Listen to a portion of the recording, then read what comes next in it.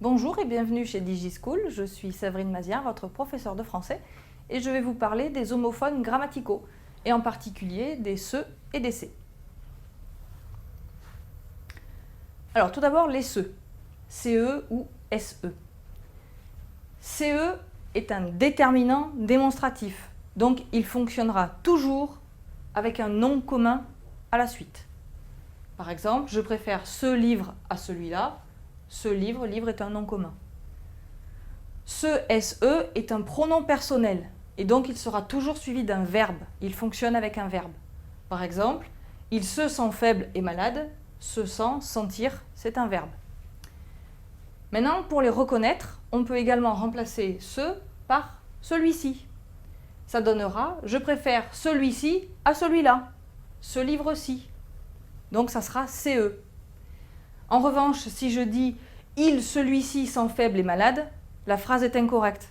Donc on saura que c'est l'autre écriture SE. Pour C, CES ou SES, C, CES est un déterminant démonstratif. Déterminant donc fonctionnera avec un nom commun.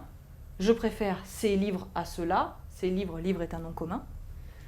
Le CSES est un déterminant possessif. Lui aussi va fonctionner avec un nom commun. D'où la difficulté de les reconnaître tous les deux. Donc, petite astuce, le CES, on peut le remplacer par ceci. Je préfère ces livres-ci à ceux-là, je préfère ceci à ceux-là. Et je lui ai rendu ces livres, on pourrait dire que ce sont les siens. Je lui ai rendu les siens, à lui, possessif. Donc, CES pour ceci, SES pour les siens. Donc, en conclusion, pour récapituler, ce CE, on va pouvoir dire celui-ci. Ce SE, lorsqu'on ne pourra pas dire celui-ci. Ce est suivi d'un nom, ce SE est suivi d'un verbe. C ou C, CES, lorsqu'on va pouvoir dire ceci.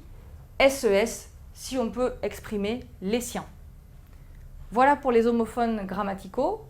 Vous pouvez consulter d'autres vidéos sur DigiSchool à propos d'autres homophones grammaticaux comme les a, les on, les sont ou les ou.